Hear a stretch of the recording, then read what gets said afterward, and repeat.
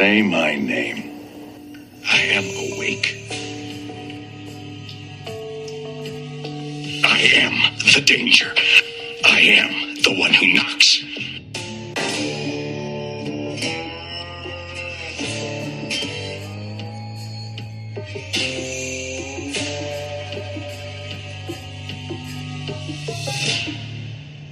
Welcome back to Breaking into Breaking Bad with Clifford and Caleb Humphrey. Today we discuss Season 5, Episode 6, Buyout. To provide a short synopsis of what happens in this episode, for those of you who have not seen it in a while, Caleb, you want to do the honors? Sure. If you recall, the last episode with the train heist ended with the unfortunate death of the young boy.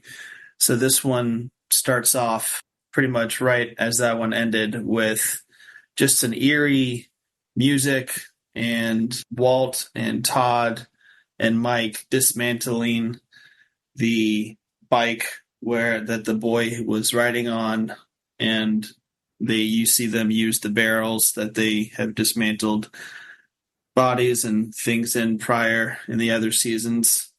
And so the rest of this episode kind of goes through the after effects of what happened with that and how they handle everything moving forward. They eventually decide to keep Todd on, even though that he brought a gun and killed the boy. They decide best for business is to keep him on and watch him.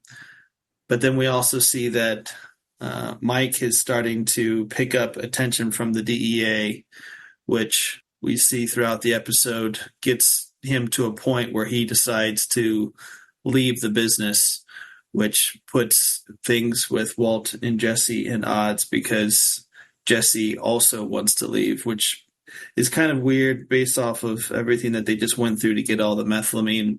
They want to kind of end things. I think that ultimately the death of the child put Jesse in a position where he just did not want to be there anymore. There's a little comic relief with Jesse showing up to Walt's house and having a very awkward dinner scene that we'll talk later on. It's probably one of the most famous gifs that Breaking Bad has of Jesse at the dinner table. But to wrap things up, basically Walt finds a way that we don't know yet, but he finds a way to make all parties happy because Mike and Jesse want to sell all the methylamine to a competitor that also is dealing meth. And so we're left with Walt saying that he found a way to make everyone happy, and that's kind of where it left off. Okay, and the title of this one, Buyout, I think it's pretty clear that this relates to, on one hand, Walt's being bought out from gray matter, story which he relates in this episode. Right. For a mere $5,000 when the company's worth, what does he say, 2.6 billion now? Something like that. 2.16 billion. And for Walt, that's hanging in the air when Mike and Jesse approach him and want to basically have him buy out the business and sell their methylamine to the competitor. So I think that's what the title refers to. So as you alluded to already, the introduction is really eerie. It's not one of those mysterious ones where we don't really know what's going on. We know exactly what's going on. The music is playing in the background. We don't hear any sounds other than that, and we just watch them take apart this dirt bike in the little garage warehouse thing with, just taking it, pulling it apart into pieces and putting it piece by piece into this barrel so that we know what's going to happen. They're going to dissolve it in acid. And then after that, Todd goes to the truck and starts to dig up something. And then we see the boy's hand and we know, okay, now they're going to dissolve the boy's body in acid, and that they don't need to show that. And thankfully they don't, but we all know that's what's happening. So, and then the intro ends with Todd walking outside and walking up to a very disturbed Jesse who's sitting there smoking. And Todd lights up too, and it's just kind of an awkward silence. And then he says, well, shit happens, huh? And that was obviously an effort on Todd's part to try to say, yeah, it's unfortunate that it happened, but ultimately not that big a deal. Let's move on. And Jesse just punches him right in the face. Right. And that's the end of the intro. The part when Todd pulls out the boy, or you see the hand reveal itself from the dirt, and it zooms in on Walt and Mike's face, you could tell that they were distraught. And it was kind of, in a way, it was nice to see that it actually did cause some irritation to Walt, because at this point we feel like he's just immune to emotion that involves other people, not himself. And you could tell that he was a little upset, which later on he does something that contradicts that. But in Mike, you could tell he's probably been through this so many times and throughout his life that he's just kind of dead inside. But both took a hard turn at it. But then there's Todd making a joke, very, very eerie joke about that, and kind of tells you what kind of person he is. Yeah, I mean, the heaviness and the realness of the whole thing, I think, explains that. I mean, if you can imagine what it would be like to carry the dead weight of that kid's body and awkwardly try and fit it into the barrel, which, again, we didn't have to see, but we knew that's what they had to do. There's no way you can just sort of tell yourself. I mean, if you remember, go way, way, way, way back when Jesse tries to dissolve, I forget who, Crazy 8 or somebody, in the bathtub. Right. Remember what he tells himself? He says, it's just meat. It's just meat. Right. And he tells himself that because it's so clearly not just meat. It's so clearly a human being, but he's trying desperately to justify to himself so he's able to go through with it. But I'm just thinking, in that moment when you see the hand, it's a very human thing. If it were an elbow or something, maybe it wouldn't be so human, but it's a hand sticking out, and it's a small hand, you know? So I think Walt is affected where, he's able to just sort of let it wash over him eventually. But in that moment, that's a boy's hand that's dead. And there's no denying it. And I think similarly for Mike, that's just a very heavy and very real thing. So after the intro, the first scene that we see is all of them together kind of interrogating Todd. It felt very much like a courtroom, even though they're in their little warehouse. And Todd is making the case to defend himself for why he did what he did. And ultimately, his justification is, I put the team before anything else, and I had to make a judgment call. And yeah, the kid might have not really seen what we were doing, or might not have known what we were doing, might have just gotten away, and that was it. He's like, but I wasn't willing to take that risk. And so he's trying to win favor with them because he doesn't want to get kicked out. And he probably has a good feeling that if he were to be kicked out, they'd probably kill him. Yeah. And so he's kind of got his life on the line, and he's trying to say, I did all of that for you guys. And he says, I didn't want to do that. That was the last thing I wanted to do. He says, I didn't want to kill him. Believe me. You have to believe me. And, it's kind of a believable take. He was kind of scared. There's no way he wanted to do that. And, they ask him to step out of the room, and Jesse says, there's no possible way that we can continue to have this guy around. I mean, he shot this kid, and Jesse's just outraged, and he seems to be outraged that they're not outraged, that Mike and Walt are kind of just calculating everything. Mm-hmm. He's up in arms emotionally about it. And, when it comes down to it, Walt says, okay, well, we've only got a few options, and none of them are good.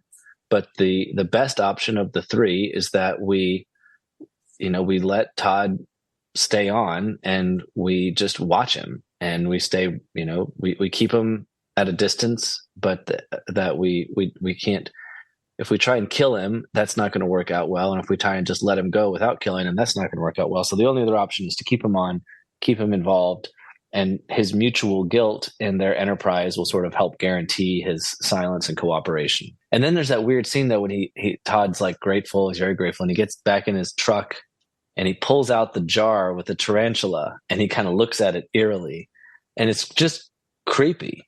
It's straight out of a serial killer type of vibe that's taken a trophy for his killing. It's very, very creepy.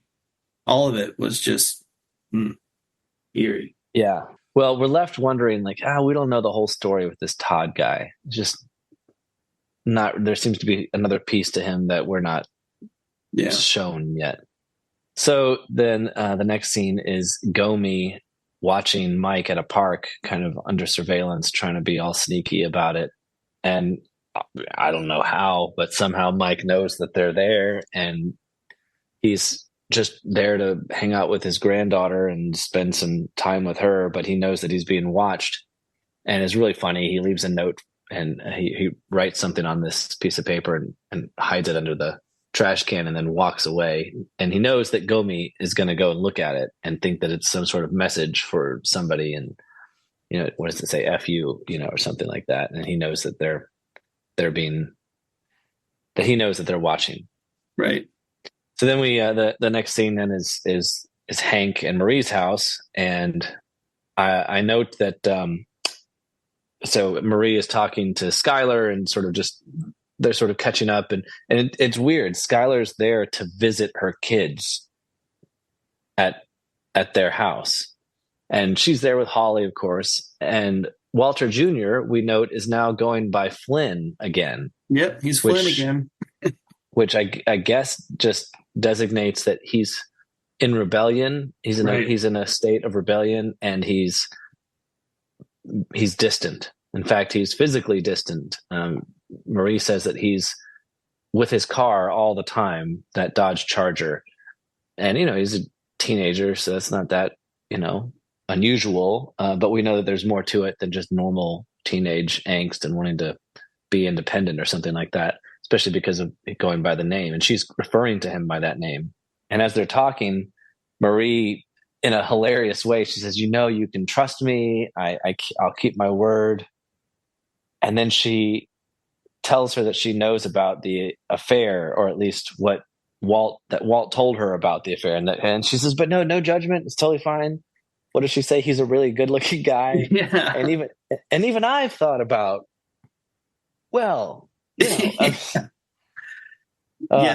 was very all she was thinking about was the kids until Marie brought that up, and then it just went, you could tell her face just went right back to anger, because now she has to play along with this story. She has to play along, even though it is true, but now that's just another thing that he's brought into their family dynamic that she has to dance around.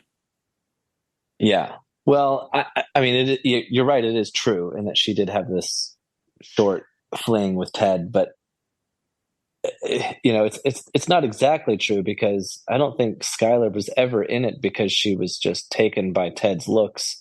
Oh, true. And was emotionally involved with him or something like that. Remember, it was always a game for her, a ploy to get at Walt. And now Walt has sort of flipped it to reflect poorly on her, to Marie. But she's not free to say, well, yeah, but let me tell you about what Walt's done, what he did. Like, she's not free to do that. Well, I compared it to the time when Skylar, without discussing with Walt, brought up to Marie, so Walt is a gambler, and this is what he does. So it also was and he had to play along. He had to play along. So this was almost his opportunity to get back at her, but in a not for the family, but really just to kind of get Marie off the scent of whatever she was getting into. Yeah. Good point. So Walt and Jesse are back to cooking, and they've got all the methylamine in the world, and they're taking a break from one of their cooks while the in the pest control house, and they're watching TV, and they're getting ready to go back to work, and then a report comes on the TV about the missing kid, and Jesse just kind of loses it, and he's evidently disturbed. And Walt says, why don't you just go home? I'll finish it up. And Walt then says, I too have lost sleep over the last few nights thinking about this, and it's really bad. But like we've just gotta keep going. And you could tell this is sort of maybe something he's told himself, but he holds out this future reward. Like if we just pay our dues now, and we put up with this kind of thing, like kids getting shot, and all the risks we're taking, if we just keep going, then we can eventually make enough where we can then take it easy. And he says, and then we can do some soul searching. And I thought that was a really interesting line, because there's sort of a philosophy of life there. I once worked with a guy when I was working at this neighborhood grocery store, and this guy worked in the cold deli, and he like cut up vegetables and stuff like that all day. And I guess he was mid-40s, maybe late 40s, and he's kind of a rough guy. Like he kind of had a rough past. But I remember talking to him once, and he said, he says, I made a deal with God that, you let me live life however I want, and when I'm 40, then I'll turn around and I'll do some soul searching, and I'll live the way I know you want me to, or something. And I just remember thinking, that's absolutely fascinating that you would try to make a deal with God that way. But also, I mean, it's a very human way of thinking, to say, well, I can put off my soul searching until later on in life, and I won't have to think about my conscience and how my soul is being affected by the choices that I'm making now. I'll just not do that until later, and then I'll allow myself to do some soul searching. And that's not really a healthy way to live, because what I think you see here in the show even is that leads to a numbness where you lose touch with what's right and wrong, what's good and bad. And that day that you think is going to come when you can do your soul searching, well, you've actually become a very different person by then. And now it's not so easy to do the kind of soul searching that you needed to do. That kind of goes into later in this episode, but this episode is specifically that part. He then says, I wrote it down, we will make sure that this never happens again. It's just like when he said, no more bloodshed. No more violence, yeah. No more violence, no more bloodshed. Like it's just repetitious. It's just going back and forth. No matter how many times they try to get back and do the right thing, we're just gonna break bad, but not totally break bad. Like we're just gonna do it just enough, but still good. Yeah, I mean, it's a cycle we see over and over and over again. Because I mean, what keeps happening is that stuff beyond his control keeps happening. And after he said all that, you hear him start whistling. Right. And Jesse hears that and stops and just is just like, this guy, he's not taken back at all. He's literally humming a song right now. That didn't do anything for him. So this is what I was referring to of when he saw the hand. You could tell he was distraught, but now he's back into whistling. It doesn't affect him too long, or he doesn't allow himself to be affected for a long period of time, because like we've said before, he always has that end game to rationalize whatever it is that happened because of them or whatever it is. He can always rationalize it to be like, whatever, it's for the family. Yeah, right. And now he's rationalized himself into being completely numb, where he doesn't even feel the weight of what has just happened, and he's able to just whistle while he works. Right.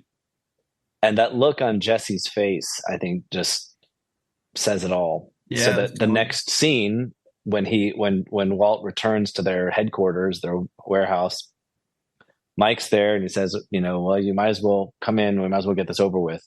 And there's Jesse, and Walt's like, what's happening? And then Mike says, well, I'm getting out. I'm getting out of this business. And then Jesse says he is too. And, you said it early that it doesn't make sense that they would quit now when they just in the last episode went to such great lengths to steal all that methylamine and now give it up. I mean, if you're calculating things, which is what Walt does, he starts calculating how much money they could make if they cooked the methylamine versus how much money they could make if they just sold their shares of the methylamine. It's like 300 million to 5 million. Right. And I think there's something really interesting that's revealed in the different ways that they come to their conclusions in the disagreement, where Jesse is, he's calculating how much money he could make and if he cooked it. And he's adding to that. He's like, but that comes with the risk that, a little kid gets killed every now and then. Or I could just cash out with 5 million now. And for him, the 300 million plus a kid dies every now and then is nowhere near as good as taking the 5 million. And then you can see he's also freed himself to be like, wait a minute, 5 million? Like, that's insane. If I could just get 5 million right now. And Walt is not, his calculation is 5 million versus 300 million. He's not calculating the moral universe as well.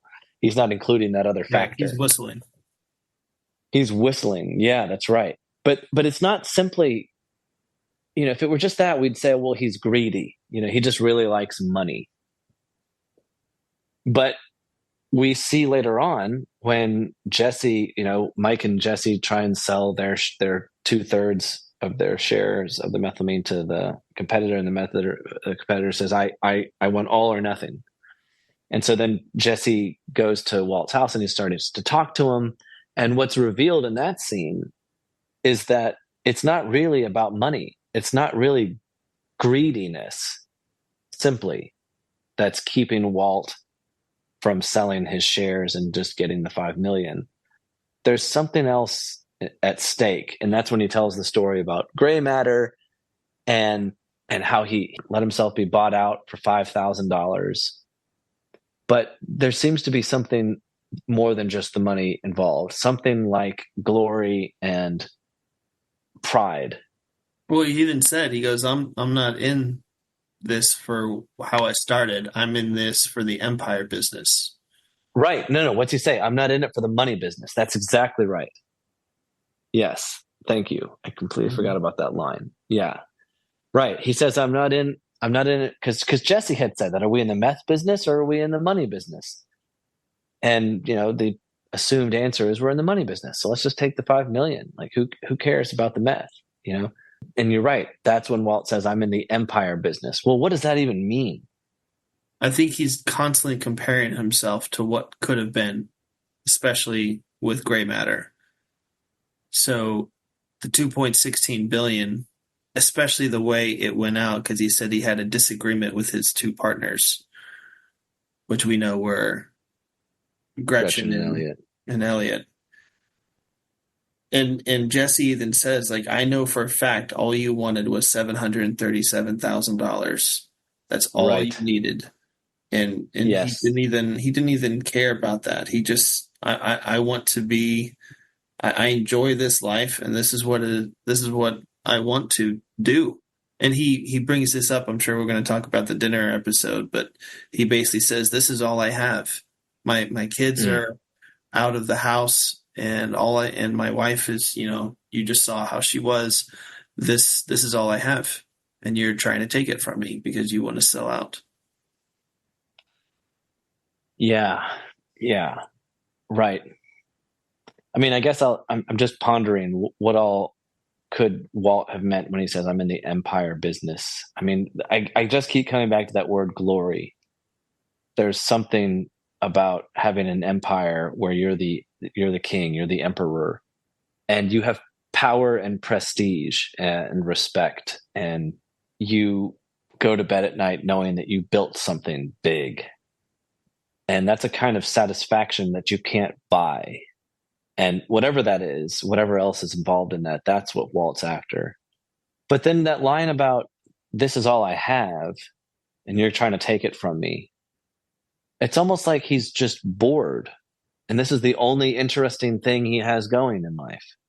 And why would you want to take away the only interesting thing that he has? So is it merely just interesting? Now it's a rush, but I mean, there's extreme sports he could get into if he was just interested in a rush that would interest him and not leave him bored.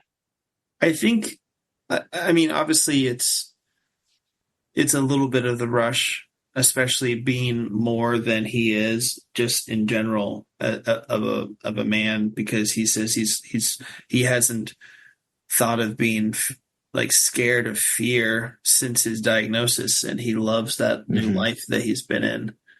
But also, I think he enjoys being the best at this. He was a very, very good chemist, and underpaid, overqualified high school chemistry teacher. And now his skills are actually being put to use in a way that it's recognized by even meth heads, but it's recognized as the best meth there is. And he loves the fact that his product, mind you, his product is far superior. And so he just wants to live that out, and he just loves it. Okay, so then Skylar walks in, and it seemed to me that Walt planned that. Yeah, he didn't care at all. He just come over to the house because Skylar doesn't care anymore. So what's the point? My kids aren't here. What am I hiding? Right. We can imagine what old Walt would have done. Oh, honey, didn't expect you back so soon. You remember Jesse Pinkman? He was just, you can imagine that, but he doesn't do that at all. Right. He's sitting there, and I think this scene was interesting for the alcohol, I thought. So he's sitting there with a bourbon or a whiskey of some kind, and he's just sort of holding it. And you could tell he's a little bit sloshed already when Skylar comes in, but you're right. He doesn't care. And I think he must have known that she was going to be home around that time. And so it's almost like he wanted her there to see Jesse, maybe to flaunt how little he cares. Right.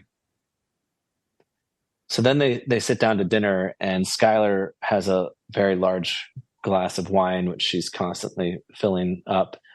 And so she's got the big glass of wine, Walt's got the glass of bourbon, and Jesse's just chugging on water. Yeah, just complimenting the meal left and right. And it was, it was so good. Which she got at Albertsons or something. Yeah. Yeah. Yeah. Well, there's something about Jesse, who's supposed to be the druggy, the low life, and he's the one drinking water, and the other two are drinking different alcohol, and they're both kind of a wreck. And Jesse's like in his awkward way, trying to be polite and nice, and it is a hilarious scene. Like all the contrasts, there's just a lot of irony packed into that. Just the look of that whole thing. It ends with Skylar showing that she's definitely disturbed by what Marie had told her, because she says, "Oh, he told you all about me, did he? Did he also mention my machine affair?" And she just a well-oiled one. Well-oiled. Yeah. He really knows how to lay on the compliments real thick. Yeah, no, but the eye glance when she said, "Did he also tell you about my affair?" Which was classic. So good, classic. Yeah, so then she walks off with her giant glass of wine, and Walt tells Jesse she's just waiting for me to die, and the meth business is all I have, and now you want to take that from me too. We're not really sure. I kind of would have liked to know what Jesse's response to all that would have been, but we don't get it. So later that night, it's got to be that night, right? Yep.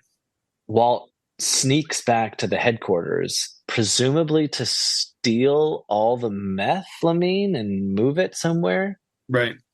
And in the process, Mike turns on the light. Turns out he's been sitting there waiting, and he says, "I thought you would try and do something stupid."